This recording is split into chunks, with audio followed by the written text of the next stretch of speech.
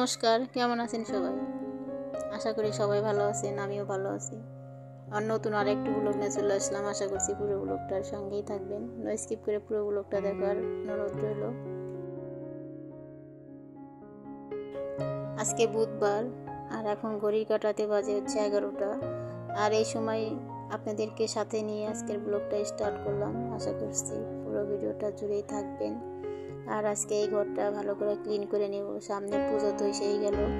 আর সেরকম তো দিনে মানে শুক্রবার বুধবার ছাড়া তো আর কোনো দিন মানে রোববার বৃহস্পতিবার এগুলো দিন আমরা ঘর বাড়িতেই না।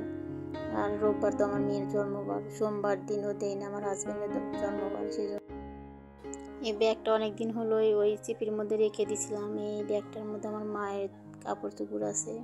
এই ব্যাগটা হাতে করে নিয়ে মা আমার বাড়িতে আসছিল বাঁচার জন্য, ডাক্তারের চিকিৎসা করার জন্য, যে চিকিৎসা করে ভালো হয়ে আমি বাড়িতে চলে যাব।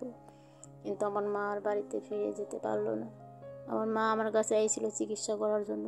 মা চিকিৎসা করতেই মা আমার শেষ চলে গেল দুনিয়া ছেড়ে। আর কোনোদিনও আমার মায়ের মুখটা আর দেখবো না। তো ভাবলাম যে জামা কাপড়গুলো মার যেগুলো আছে সেই কাপড়গুলো আমি ভালো করে ধুয়ে রেখে দেব স্মৃতি হিসাবে, স্মৃতি হয়ে থাকবে সারা জীবন আমার কাছে। তো সেই জন্য বের করে নিলাম। আর ওটা দেখলে আমার বেশি কান্না পায়। আর আমি সেই জন্য বারও করি না, সিপির মধ্যে রেখে দিছি। তো ভাবলাম যে ধুয়ে একদম ভালো করে রেখে দেবো। তো আজকে ধুবো না, আজকে হচ্ছে প্রচণ্ড বৃষ্টি হচ্ছে আমাদের এখানে। সেজন্য আজকে ওগুলো ধুবো না, রেখে দেবো, পরে দিন ভালো হলে তারপরে ধুয়ে নেব। বাবা মা হারানো যে কতটা যন্ত্রণা, যার হারিয়েছে সেই বুঝবে তার যন্ত্রণাটা কত বড়। অনেক কথাই বলে ফেললাম। এখন ঘরটা ঝাড়ু দিয়ে নিচ্ছি, আর উপরটা ঝাড়ু দিয়ে তারপর ফ্যানটা পরিষ্কার করে তারপরে বিছানাটা চাদর আর ধুবো না, কয়েকদিন হলো বিছানো হয়েছে। তো সেই জন্য ভালো করে পাটিতে না ঢেকে রাখলাম, তাহলে বেশি ময়লা পড়বে না। আর কয়েকদিন পরে তো এমনি ধুতে হবে, আর যেহেতু পূজার সামনে কাপড় চোপড় সবই কাচতে হবে। আর এখন ভালো করে ফ্যানটা কিন্তু পরিষ্কার করে নিচ্ছি। ফ্যানটা ওই ঘরে লাগানো ছিল, তো কয়েকদিন হলো এই ঘরে লাগানো হয়েছে। সেই জন্য মানে পরিষ্কারই ছিল, যেদিন লাগাইছিল সেদিন না পরিষ্কার করে দিয়েছিলাম, লাগিয়ে দিয়েছিল। আর যাই হোক, এখন এই মিরসেপটা ভালো করে পরিষ্কার করে নেব। আর এবার এই মিরসেপটা ধুবো না, এমনিতেই পরিষ্কার করব। আর প্রতিবার পূজার আগে দিয়ে না আমি মিরসেপ কিন্তু বাইরে নিয়ে যা ধুয়ে দিই। আর ধুয়ে দিয়ে না একদম জং পড়ে গেছে, এটা তো নেটের, সেই জন্য না মানে ভেজা থাকে তো জং পড়ে গেছে জন্য। আর আমি এবার ধুবো না, এমনি ভালো করে মুছে নেব।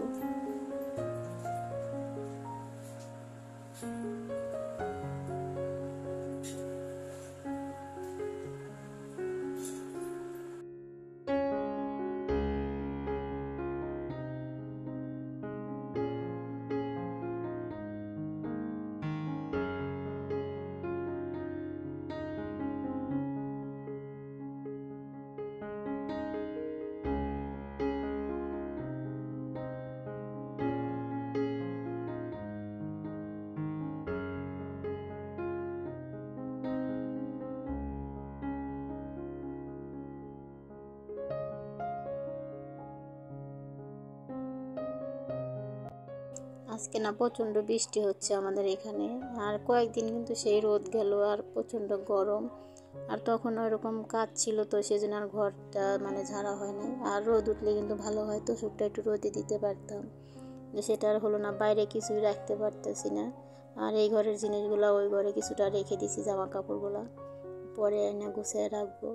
আর আমি 11টার থেকে কাজটা শুরু করছিলাম, আবার চান করে এসে 3:30 বেজে গেছিলো। আর আজকে পূজা দিই নাই, আজকের ওখানে তো অনেক ময়লা পড়ে আছে। আমি কালকে বৃহস্পতিবার, কালকে ভালো করে ওই জায়গাটা পরিষ্কার করে, ঠাকুরের জায়গাটা পরিষ্কার করে তারপরে ঘট বসাবো। কালকে বৃহস্পতিবার, কালকে পূজা করব। আর এখন এগুলো আমি গুছিয়ে নিচ্ছি। আর অনেকগুলো মেয়ের খেলনা এখানে এই বালতিটার মধ্যে রেখে দিয়েছিলাম, তো সেগুলো বার করে ভালো করে একটু মুছে আবার রেখে দিলাম। অনেক সময় খেলে। আর মেয়ের এই হচ্ছে পড়ার টেবিলটার পিছনে একদম সাদা ফুকসা পড়ে গেছে, সেটা একটু ভালো করে মুছে নিব। আর আমার মেয়ে না একদম ওয়ালের সাথে লাগায় রাখছে। আর ঘরের ওয়ালের সাথে কোনো জিনিস রাখলে কিন্তু সেই জিনিসগুলো নষ্ট হয়ে যায়।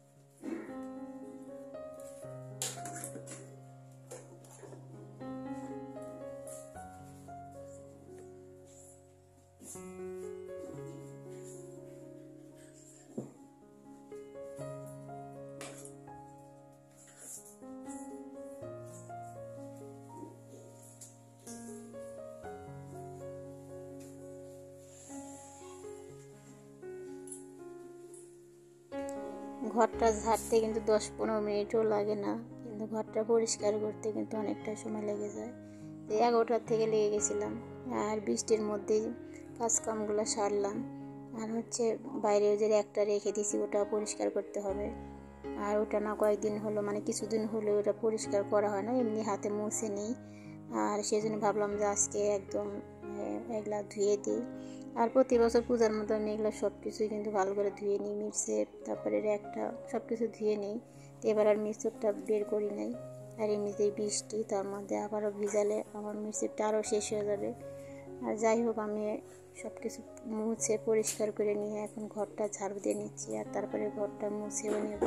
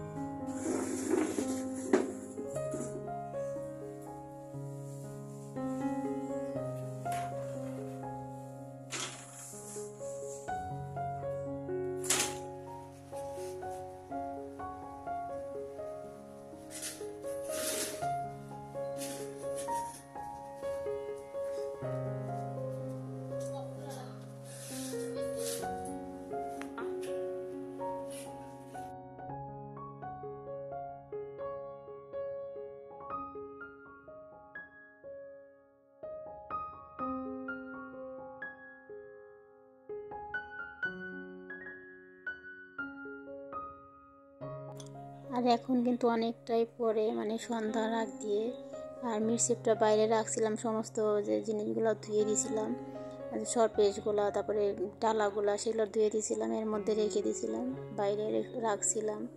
আর বৃষ্টিতে না আরও বেশি ভিজে গেছে, পরে হচ্ছে ঘরে এনে রেখে দিয়েছিলাম, ভালো করে মুছে ফ্যানের নিচে রেখে দিয়েছিলাম, এখন শুকিয়ে গেছে। আর জামা কাপড়গুলো ভাঁজ করে রেখে দিলাম এর মধ্যে।